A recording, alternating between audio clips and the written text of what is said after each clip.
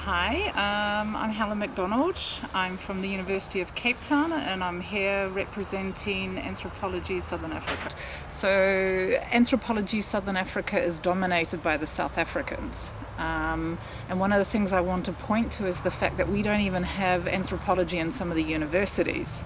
So it's almost impossible to start to think of it in terms of, say, high schools or primary schools. So in terms of teaching it outside of the universities, I only know of one or two places in high schools, and they tend to run on an international schooling system. So in Swaziland, there's a international school there, and they teach A-level anthropology, and one of my former students is the person who teaches there. But other than that, there is very, very little teaching that I know of that is outside of the universities. And even within the universities, we need to build up the capacity. There's very few what we call standalone universities. We're usually merged with other departments such as sociology or development studies. And so, historically, and maybe what I need to do is talk a little bit about why it's so difficult in Africa because of the historical context. When the African countries started to gain independence, anthropology was thrown out. Essentially, anthropology was understood to be colonialism's handmaiden.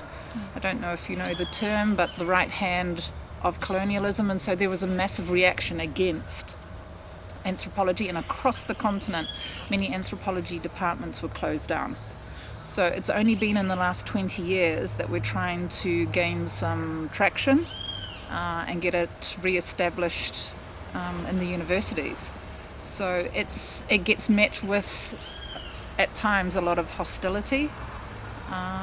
So yes, we're not looked upon kindly at times. I think it's the historical context that I just explained, that there's a lot of hostility and anthropology departments were closed down. And in terms of the global survey, it will become very, very clear that we have so few anthropologists that are homegrown within Africa. South Africa dominates, so the first country that would probably ever introduce it into its curriculum could potentially be South Africa. But if we look at the numbers coming from Malawi, Botswana, Mozambique, we're only talking a handful of homegrown anthropologists who are trying to establish it in the universities. So a big part of it is the historical context. And then I think Africa at the moment is placing a lot of its weighting upon what we call the STEM subjects, math, sciences, technology. And so the humanities are very undervalued. And I think this also feeds into school curriculum. So we've got schools that are dedicated to the STEM subjects. There are a few different schools that might be dedicated to the arts, but they're usually quite specialized ones in terms of, say, classical art, dance, drama. So again, the social sciences generally sort of gets pushed aside. I think where we would see anthropology appearing could be within the history curriculum, and mainly the history curriculum would be where you would see a little bit of anthropology in terms of some of the early findings when we track historical movements of people. Well, under apartheid for South Africa, but colonialism, but also just in terms of understanding, say, Africa's peoples. So I know my daughter has been learning about the Khoisan, and learning about their group organization, their hunting and gathering techniques. And then at the moment she's moved on to trying to understand different ancient sites within Africa. So the curriculum, the history curriculum, has become more focused towards Africa. She did a section on Egypt. She knows about Timbuktu. So the curriculum has changed significantly from under colonialism. There's a greater emphasis on African languages now. So there's definitely a shift, but where anthropology finds itself in that is very difficult to locate. But what's starting to happen, there's been a shift, I think, in about the last decade, is that scientists are starting to say we can't solve the world's problems without including the social sciences. So I work in a lot of interdisciplinary spaces now. So there's a lot of people working with environmental groups, mining. I'm involved with a mining group. There's a lot of interdisciplinary work that's starting to happen, certainly in South Africa. Anthropologists, they have a story. They have a story of how they came to anthropology, and it's often by accident. Mine was I got an extra grant from the government. I didn't know anything about anthropology. I was actually registered for an accounting and finance degree. We have open days, and the schools come en masse to the university, and so the anthropologists will be there, and generally people have never heard of it. They want to know what it is, and I think we bring a lot of people into our discipline because we've got very good lecturers, and word gets out that it's an interesting course. It's considered quite a hard course. You have to read a lot, which can put off a lot of students. And those that do know about anthropology is having come through it through personal contact. And so it's either like, yes, I know about anthropology, my aunt did anthropology, or they have never heard of it. So that's been my experience on open days when you've got young high school students coming. What I've found interesting is when I've talked to them, they've often asked for my email address, and they've wanted me to come and talk at their school. So I think there's huge potential to reach out to the schools.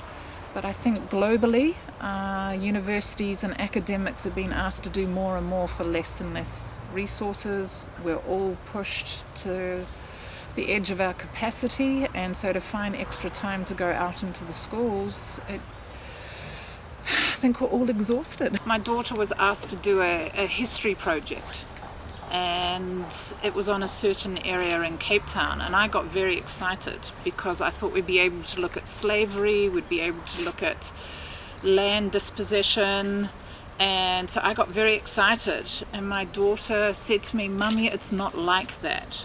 And I've always been meaning to write a paper that says, "Mummy, it's not like that." And I said, "Well, explain to me, what do you mean?" And she said, "No, we have to pretend we're real estate agents." You know what a real estate agent is? Someone who sells property. Now, if you're someone who sells property, you're only going to highlight the good things about a neighborhood. So you're not going to talk about slavery in that area, and you're not going to talk about stolen land. So I was absolutely horrified because all it would reinforce is the whiteness of the area, the wealth of the area. And I wrote to the school and sort of said, why would you do this? Why not if you want our children to be selling property in order to get into the history, why not do a different area? Why pick one of the wealthiest areas of Cape Town? So there are times when it reinforces all the racism, the elitism, and there are other times when I'm very impressed with the way that the curriculum tries to understand. I think one of our biggest problems is that we've got, particularly in South Africa, is we have teachers who were educated under apartheid, and we're now asking them to teach a history in which they're implicated in that history. And I think our teachers find it very, very difficult. And I don't think they're equipped to deal with some of the differences that sit in their classroom. So the type of history that I see my students receiving is very neutral. And it's only when they get to university that we start to unpack, the social construction, even start to interrogate your school curriculum in certain ways. So, yeah, I think it does a little bit of both. By introducing an African history into the history lessons is fantastic, but it's a very neutral history. What we've seen, and particularly in South Africa with the demise of apartheid, is there's a complete reversal. We're now giving history from the point of view of the colonized. The problem is we don't have the teachers to really teach it in a political way, and so it's taught in quite a neutral way. And that for me is a problem, because it now we sit with this idea that particularly for South Africa, we're a rainbow nation and we're all equal now. My daughter will come home and say, "Mummy, isn't it great that I can marry anybody I want?" And I'll say, but that's only half the problem. Until we live in equal housing, have equal education, equal healthcare, we've only solved a little bit of the problem. So the schools are teaching a sort of multiculturalism that's very neutral. I find Africa very gendered, very patriarchal. The violence towards women and children in South Africa is one of the highest in the world. And yet I see the women upholding the country. They're the ones that keep the country going. I'm a New Zealander by birth, and I think there are times when she would like to be back in New Zealand where men and women are much more equal. But I hope to raise an African child. She's learning African languages. As much as the school curriculum is very neutral, I'm not neutral. And so she gets a lot of the political background. She comes with me on student protests. And women's studies, our gender studies department is huge, and it attracts a lot of students. It's got some fantastic teachers, a well-developed curriculum. It's incredibly popular, and it serves a lot of people from across the African continent.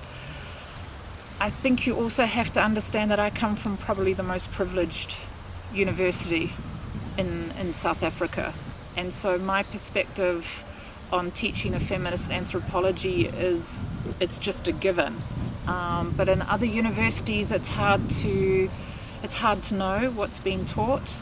My sense is that most anthropologists are feminist by nature, and it would imbue itself into their curriculum. But I mean, one of the things I'm trying to do as president is get a sense of the curriculum in the universities. I'm trying to decenter the dominant universities and reach out to the more peripheral ones. I want to try and decenter South African anthropology and reach out to the other anthropologies. So we're slowly starting to reach out to our Namibian, Botswanan, Mozambican, our Zimbabwean, Lesotho, Swaziland, and forgive me if I've forgotten anyone, the Angolans, Zambians. So I do represent a large organisation, but it's still very South African focused.